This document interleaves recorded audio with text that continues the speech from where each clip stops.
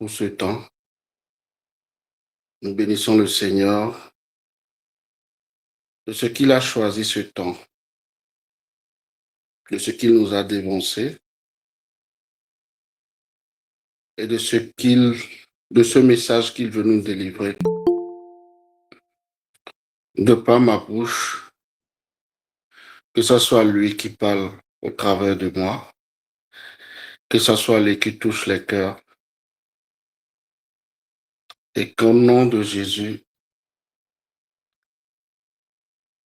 que ce message puisse porter beaucoup de fruits et que chacun puisse recevoir sa part pour la plus grande gloire de Dieu. Frères et sœurs, je vous dis shalom, paix à vous, paix à chacun de vous, paix dans vos maisons, et que le Seigneur puisse continuer de nous soutenir à travers nos quotidiens, que le Seigneur continue de nous manifester son grand amour, sa miséricorde. Et la Bible dit dans le psaume 132, verset 8, que sa renommée s'est accomplie par l'accomplissement de ses promesses. Je déclare en ce soir, à l'ouverture de ce message, je déclare ce verset du psaume 138 et je bénis le Seigneur en ce temps pascal où nous sommes encore, où nous avons eu à faire le 5e dimanche de Pâques, le dimanche passé. Je bénis le Seigneur pour la gloire du ressuscité qui règne toujours dans nos vies, dans nos maisons, dans nos couples et dans nos familles, dans la vie de nos enfants. Christ est vraiment ressuscité. Alléluia. Ce n'est pas un message, c'est une vérité. Et nous appelons à cet instant même la gloire de ce Christ ressuscité, l'esprit de ce Christ ressuscité, afin qu'il vienne diriger toutes choses. Et en ce soir, le thème de ce soir, c'est Romains 8, versets 28 à 39. Mais le thème réellement concerne les couples et les familles, et c'est comment vivre la puissance de la résurrection au cœur des épreuves dans nos couples et dans nos familles. Comment vivre la puissance de la résurrection au cœur des épreuves dans nos couples et dans nos familles. Alors, je vais demander à un bien-aimé, au frère Thierry, de nous lire le thème de ce soir, Romains 8, versets 28 à 39.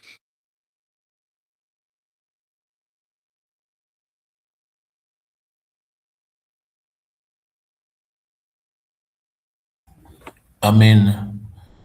Romains 8, verset 28 à 39 ou 31 à 39? 28 à 39. Un instant, s'il vous plaît. J'avais mis 30. Un instant.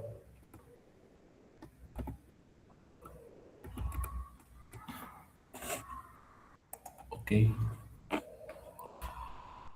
Parole du Seigneur. Romains chapitre 8, verset 28 à 39.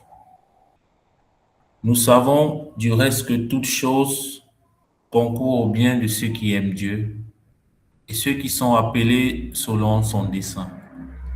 Car ceux qu'il a connus d'avance, il les a aussi prédestinés à être semblables à l'image de son Fils, afin que son Fils fût le premier-né entre plusieurs frères. Et ceux qu'il a prédestinés, il les a aussi appelés, et ceux qu'il les a appelés, il les a aussi justifiés. et ceux qu'il a justifiés, il les a aussi glorifiés. Que dirons-nous donc à l'égard de ces choses? Si Dieu est pour nous, qui sera contre nous? Celui qui n'a point, celui qui n'a point épargné son frère, mais qui l'a livré pour nous tous, comme nous ne pardonnerons-ils pas aussi à toutes ces choses-là avec lui? Qui accusera les élus de Dieu? C'est Dieu qui justifie. Qui les condamnera? Christ est mort, bien plus, il est ressuscité. Il est à la droite de Dieu et il intercède pour nous. Qui nous séparera de l'amour du Christ? Sera la tribulation ou l'angoisse ou la persécution ou la famine ou la nudité ou le péril ou l'épée?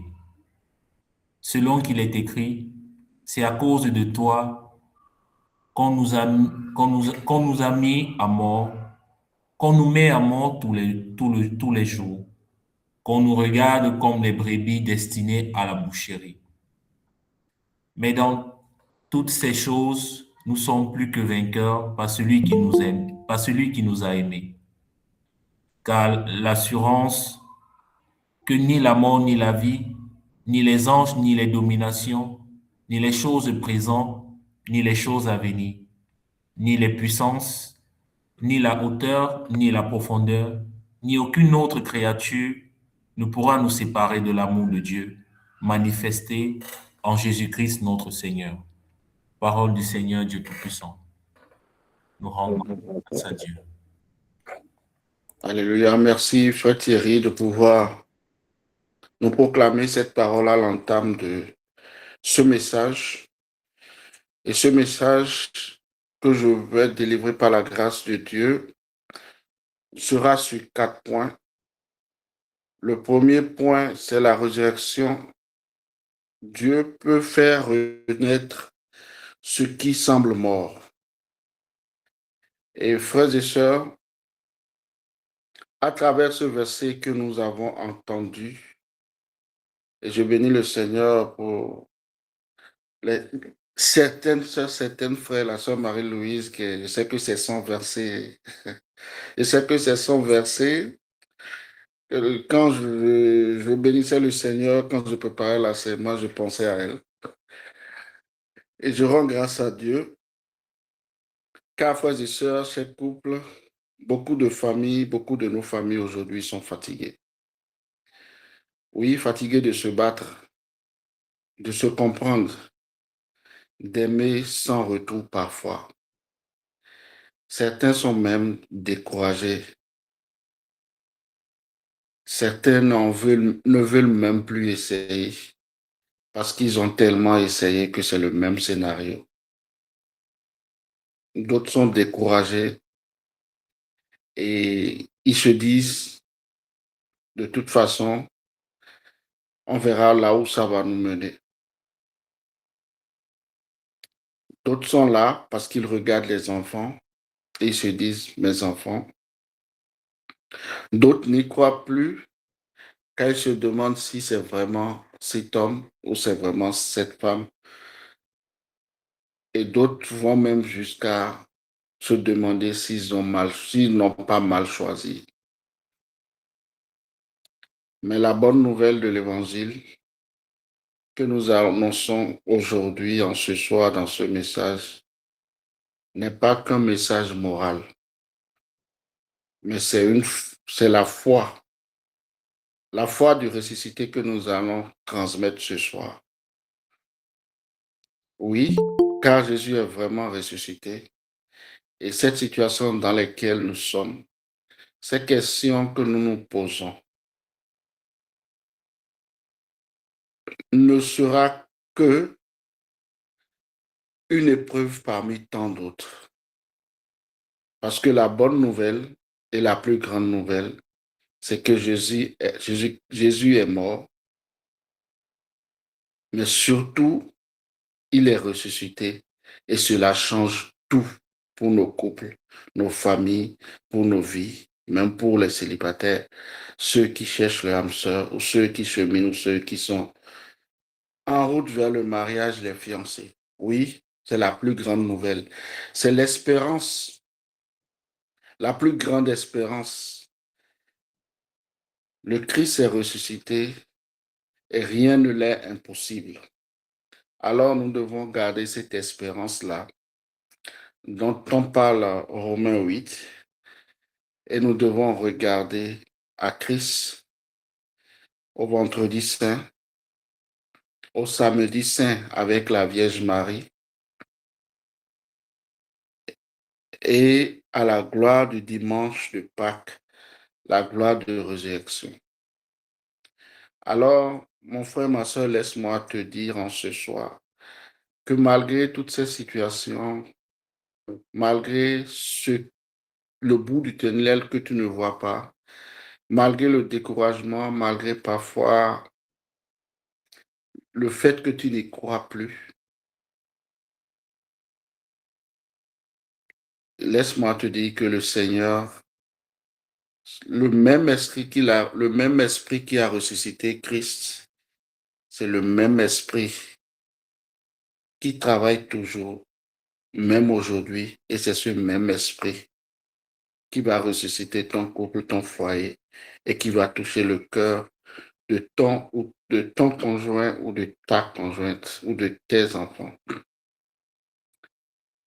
Alors, Dieu peut faire renaître ce qui semble mort dans un couple, dans une famille.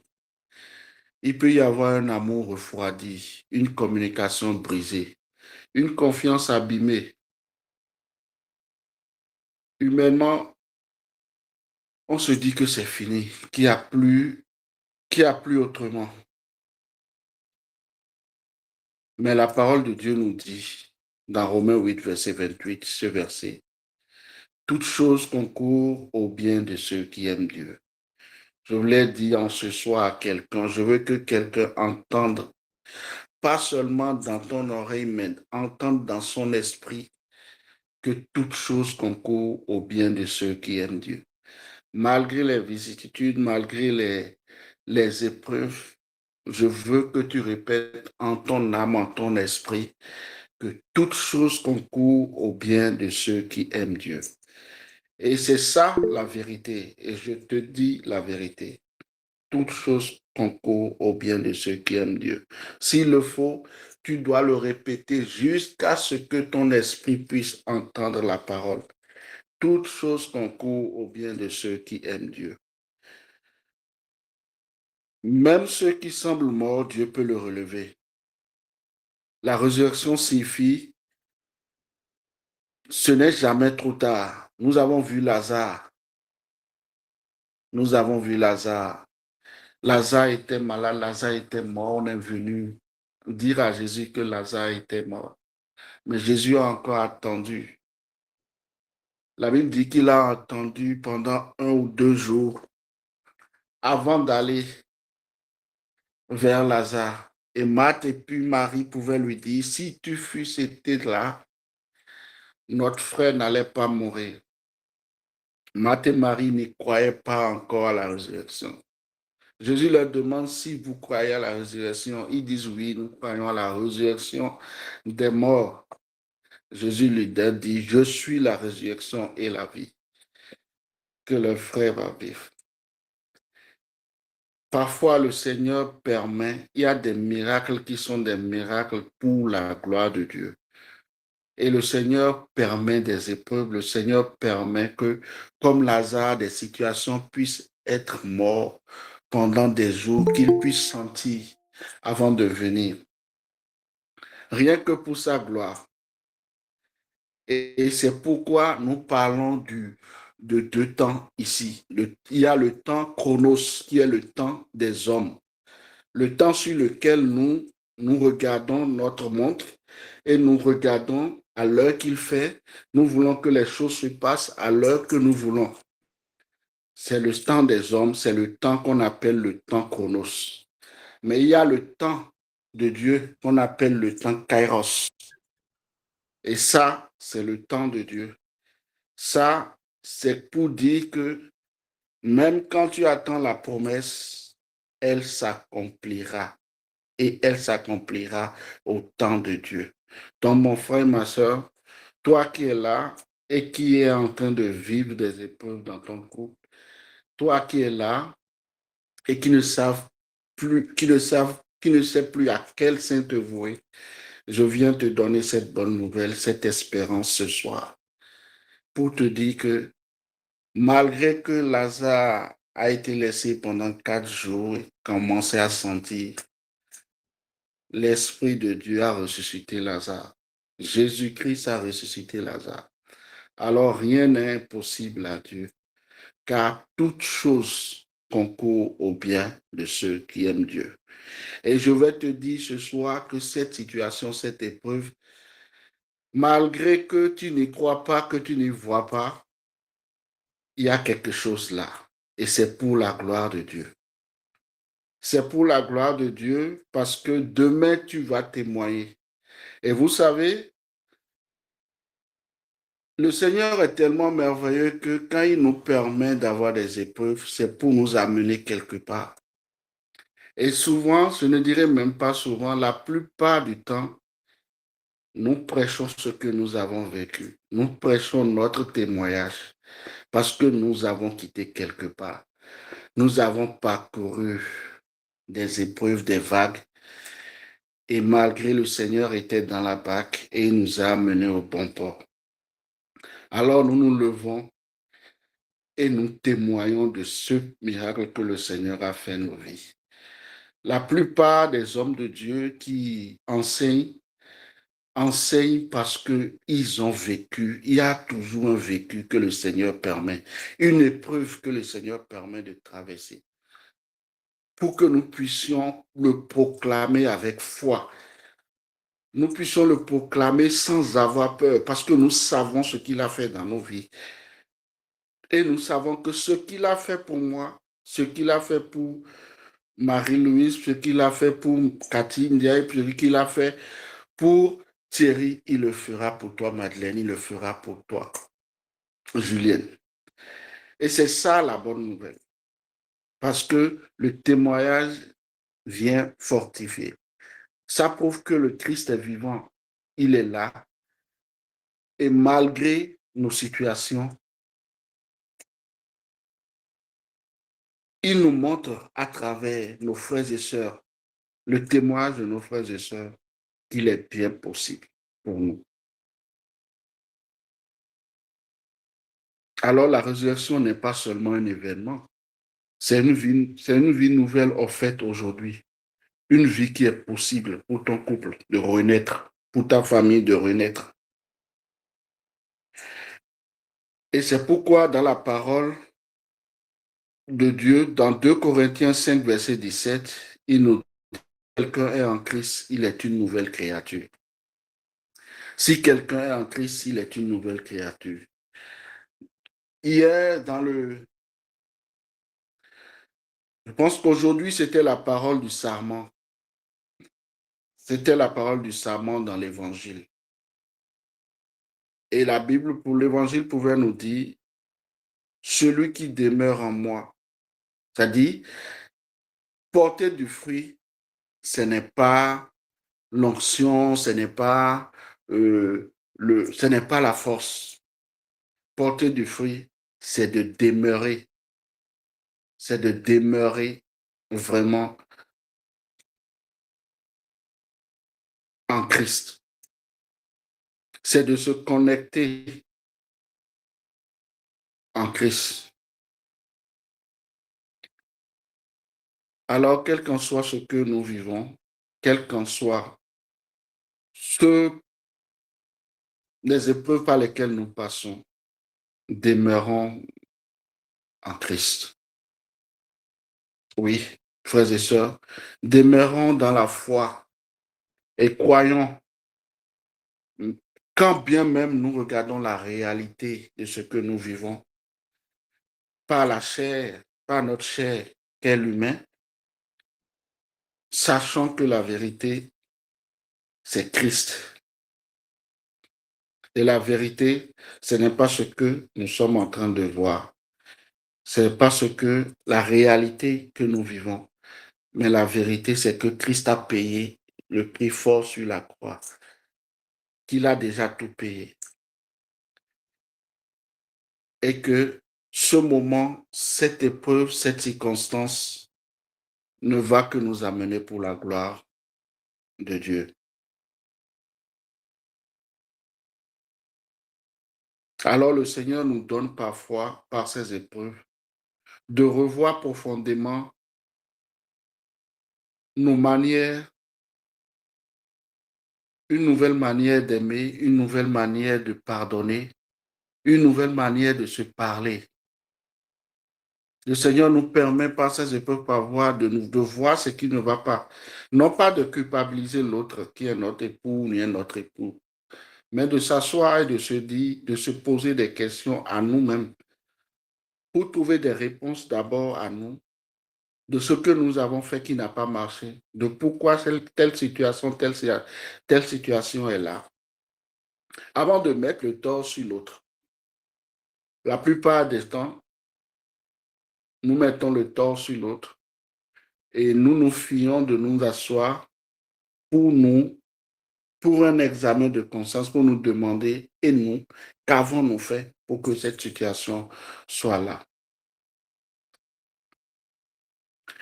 Et quand nous regardons dans le magistère de l'Église, dans l'exhortation d'Amoris Laetitia du pape François, en son numéro 106, ce passage m'a vraiment béni.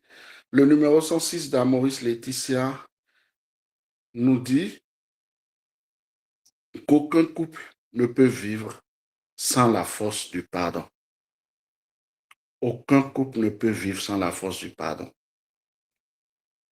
Aucun couple ne peut. C'est pas François qui écrit ça dans l'exhortation de l'Amoris Laetitia. Dans son numéro 106, aucun couple ne peut vivre sans le pardon. La vie nouvelle passe par le pardon. Et encore, l'amour conjugal atteint sa plénitude quand il participe à l'amour du Christ. Donc, sans la résurrection, l'amour humain s'épuise. Avec lui, il est renouvelé. L'espérance chrétienne dans le couple, c'est-à-dire, nous ne pouvons pas. Je disais à une sœur aujourd'hui que j'accompagne au téléphone que nous ne pouvons pas. C'est que ça ne dépend pas de nous. On ne peut pas nous-mêmes faire le miracle. Par nos propres forces, nous ne pouvons pas. C'est comme la parole le dit. Ce n'est pas par la force, ni par la puissance, même par le Saint-Esprit, dit le Seigneur. C'est pas l'Esprit Saint, c'est pas la force de Dieu que nous pouvons y arriver. Nous ne pouvons pas y arriver par nous-mêmes. Nous ne pouvons pas y arriver par nous-mêmes.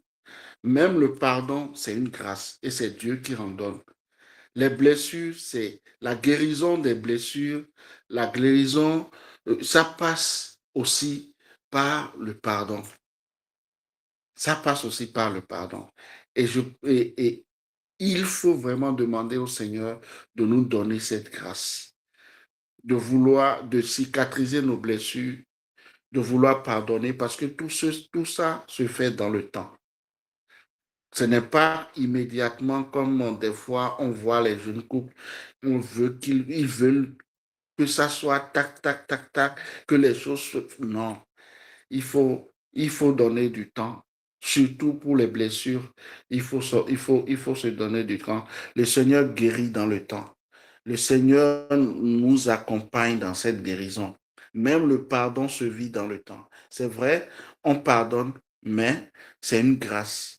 Et c'est le Seigneur, c'est l'Esprit de Dieu qui cicatrise. C'est l'Esprit de Dieu qui nous donne la grâce de passer autre que ce que nous avons vécu. Et Saint Paul le dit vraiment dans Romains 8, verset 31. Si Dieu est pour nous, qui sera contre nous? Si Dieu est pour nous, qui sera contre nous?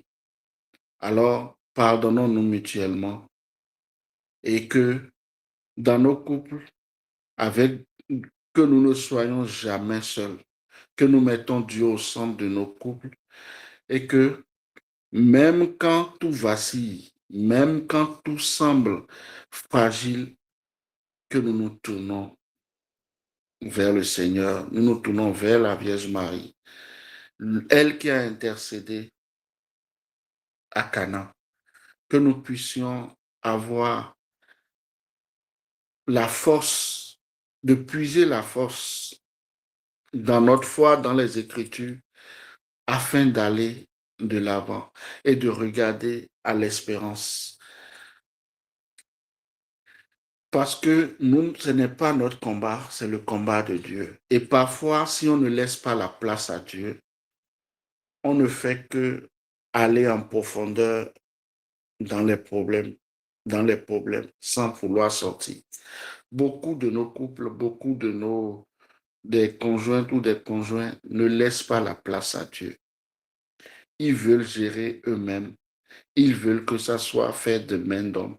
Alors que il faut expérimenter la grâce de Dieu en laissant Dieu combattre pour nous. Parce qu'il y a certains combats, ce n'est pas à nous ces combats. Notre rôle, c'est d'intercéder. Parce que notre prochain, le plus proche, c'est notre mari, c'est notre femme. Alors, le plus grand amour que Dieu nous demande, c'est d'intercéder pour nos époux, pour nos épouses, et de laisser le Seigneur lui-même se lever pour combattre. La plus grande force, c'est de fléchir le genou. Et quand nous perdons de vue cela, comme le peuple d'Israël, nous tournons et nous tournons et nous tournons. Mais là, je prie que ça ne soit pas votre partage, parce que l'essentiel, c'est que nous puissions fléchir le genou et prier pour nous les uns, pour les autres, afin que notre couple, notre famille puisse être restaurée et puisse aller de l'avant. Alors, dans le même magistère de l'Église, dans Evangelium Gaudium, nous rappelle la joie de l'Évangile remplit le cœur de toute la vie de ceux qui rencontrent Christ. C'est-à-dire la joie de la parole remplit le cœur et toute la vie de ceux qui rencontrent Jésus. Je veux dire par là l'importance, je veux faire ressortir par là l'importance de la parole de Dieu dans nos familles, dans nos couples. L'importance de la méditation de la parole de Dieu. L'importance du partage entre époux, entre familles, même avec les enfants. Un couple qui ne se retrouve pas dans la joie, et c'est qu'il y a quelque chose qui manque. Quand nous voyons Dieu, Dieu ne se lasse jamais de nous pardonner parce que nous péchons. Chaque jour, nous péchons. Chaque heure, chaque minute, chaque seconde, nous péchons. Mais Dieu, lui, ne s'en lasse pas de nous pardonner. Alors, la parole doit être au cœur de notre couple. La parole doit être au cœur de nos familles.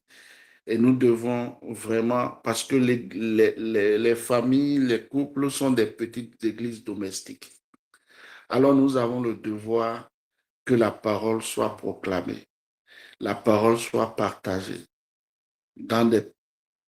en famille, en couple parfois, pour que le Seigneur puisse descendre dans nos couples, toucher les cœurs et par ça qu'il puisse restaurer les âmes. Car la Bible déclare bien sûr que la parole est esprit et vie. Et là où on déclare la parole, Dieu est là par son esprit. Et c'est par son esprit qu'il change toutes choses. Donc, ne nous lassons pas. Ne nous lassons pas. Et la résurrection dans le quotidien du couple, c'est la résurrection qui se vit concrètement. Quand nous choisissons de pardonner, Nous faisons mourir notre orgueil. Nous faisons mourir notre, notre amour quand nous choisissons de rester. Nous faisons triompher la fidélité. Et nous devons continuer d'aimer malgré la fatigue. Beaucoup sont fatigués dans leur couple, dans leur famille, mais nous devons continuer d'aimer. Ce n'est pas parce qu'on est fatigué qu'on doit lâcher.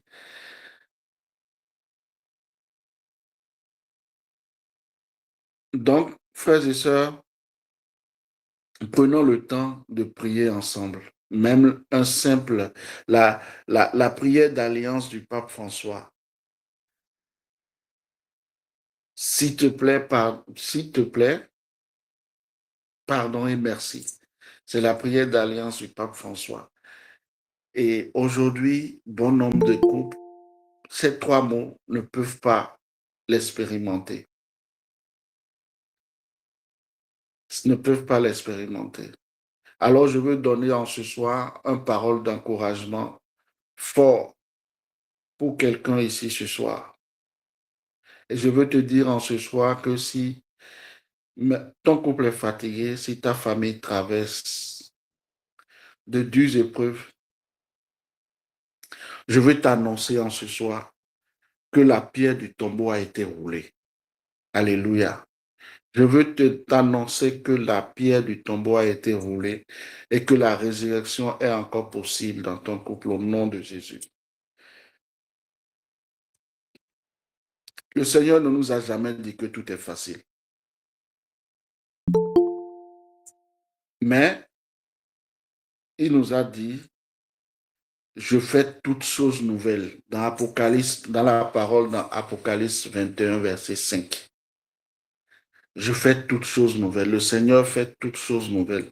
Il n'a jamais dit que rien ne sera facile. Le mariage, c'est le chaud et le froid. Et c'est le mélange du chaud et du froid qui fait la beauté du mariage.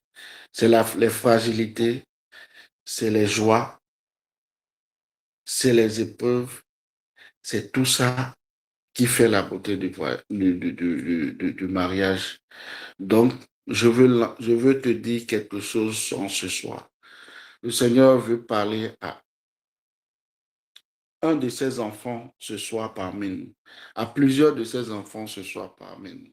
Toi qui veux lâcher, toi qui ne sais plus à quoi, comment cette situation va changer, toi qui te dis même que tu n'y crois plus parce que humainement c'est impossible.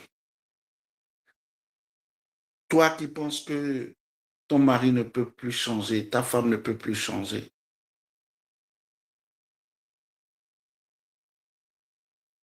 Toi qui es là, tu es un père de famille et tu as souci parce qu'il n'y a pas d'emploi, la situation est dure. Laisse-moi te dire qu'il y a de l'espoir et qu'il y a une espérance qui s'appelle Christ et qui fait toutes choses en une seule seconde. Il est capable de changer ta situation. Oui, Christ est ressuscité et nous devons expérimenter la gloire de Dieu. Et pour ça, je prie en ce soir que le Seigneur nous donne la foi, qu'il vienne au secours de notre foi, qu'il augmente notre foi. Je veux dire à un frère, à une sœur ce soir, que l'espérance fait partie de la foi. Et quand je dis ça, le Seigneur me donne l'image d'Abraham quand il disait à Abraham qu'il allait être le père d'une multitude. Abraham avait accueilli ce message du Seigneur avec foi. Et la Bible dit même qu'il s'est levé, en fait, il a pensé à ça, c'est-à-dire il a eu une image, une vision de cela.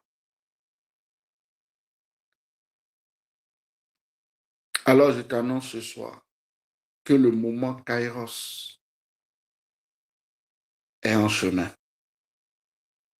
De ne pas te décourager parce que c'est un sacerdoce. Et comme les gens le disent souvent sur les réseaux, on ira jusqu'à la gare. Et je prie que ton mariage soit un témoignage, que ton mariage porte beaucoup de fruits. Car c'est pour la gloire de Dieu.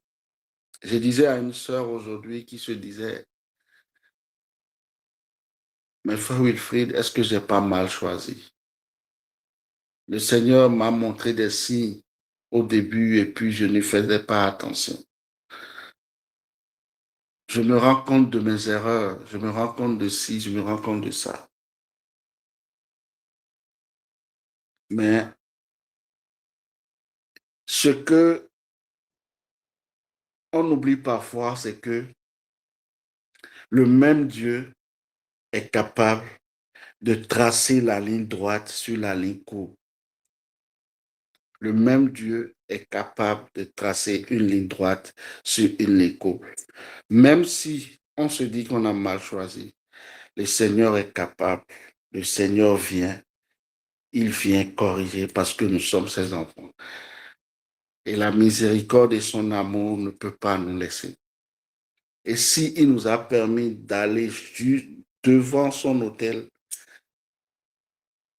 pour ce sacrement, c'est parce qu'il a prévu quelque chose pour nous. Et ce mariage, ce couple a un témoignage à donner. Le temps des épreuves vont passer. Le temps des épreuves va passer. Et le temps Kairos viendra. Et tu vas t'asseoir comme moi aujourd'hui. Tu vas te rappeler de mes premières années de mariage où c'était chaud, chaud, chaud. Si quelqu'un me disait que j'allais être dans cette mission pastorale, j'allais dire non. Mais ça, c'est la grâce de Dieu. Parce que le Seigneur avait prévu. Il avait son plan. Et il nous a fait passer par des turbulences, par du feu. Comme la Bible dit, le feu aiguise le feu.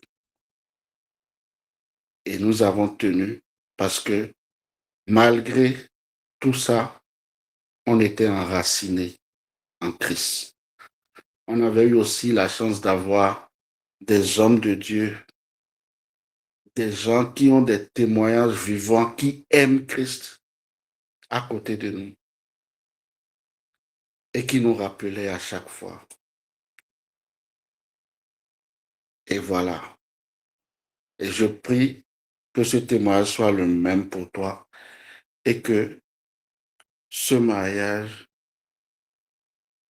ce couple puisse servir l'Éternel après toutes les épreuves que nous allons vécues et que vous puissiez donner votre témoignage au nom de Jésus. Je prie aussi pour tous ces célibataires qui cherchent, qui sont en attente ou bien qui cherchent, qui sont en discernement pour le bon choix.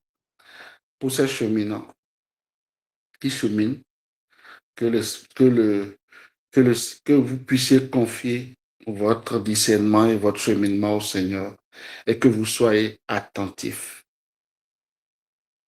Parce que le Seigneur convainc toujours. Il donne dans la paix, dans ce que vous choisissez et vous le saurez. Et qu'il vous donne votre côte et que vous ne vous trompiez pas au nom de Jésus. Et à ceux qui sont à la porte du mariage, fiancés, je prie que cette grâce vous rejoigne, que Maman Marie elle-même vous couvre de son manteau virginal et vous dévance. Et enfin, je finirai par cette prière finale pour tous ces couples et familles ici présents. Seigneur Jésus ressuscité, viens visiter nos couples et nos familles. Là où il y a la mort, mais la vie. là où il y a la blessure, mais donne la guérison et donne-nous la grâce du pardon et de l'espérance. Que ton amour fasse renaître ce qui semble perdu et que nous puissions en tout temps, en toute période, nous puissions nous retourner vers toi et que nous puissions avoir la grâce de voir avec nos yeux spirituels ce que tu as prévu pour nous. Que ta main soit toujours sur nous, sur nos enfants, et que tu puisses nous porter nos projets. Hier, j'ai vu un sondage, on avait parlé de ce sondage, le couple Messan, le mercredi passé, avait parlé de ce sondage. Alessandra et puis Paul de l'Emmanuel. Et hier, il y a le père Makoudou de la pastorale de la famille, responsable de la pastorale de la famille au niveau du Sénégal, avait partagé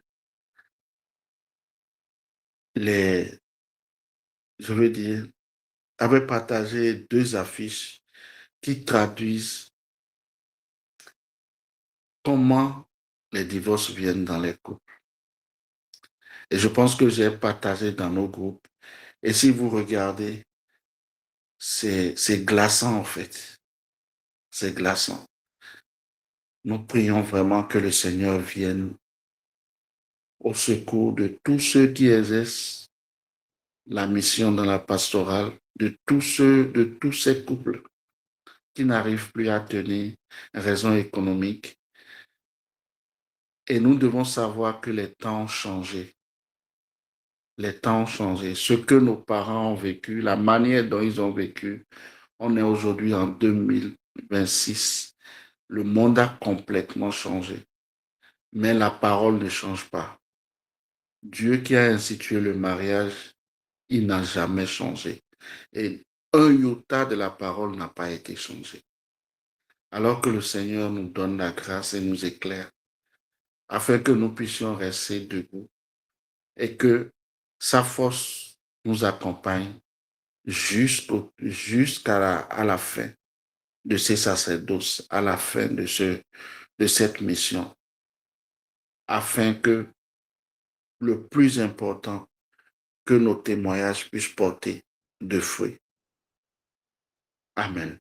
Que Dieu vous bénisse maintenant et à jamais.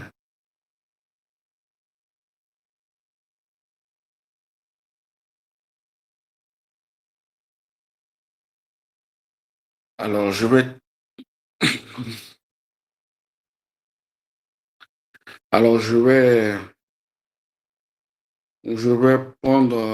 dire à la sœur Mado de prendre un chant de l'intercession afin que nous puissions terminer par l'intercession. Ou bien, s'il y a des gens qui veulent d'abord poser des questions, vous pouvez les poser. Le temps que la sœur Mado nous fasse rentrer dans un temps d'intercession pour finir.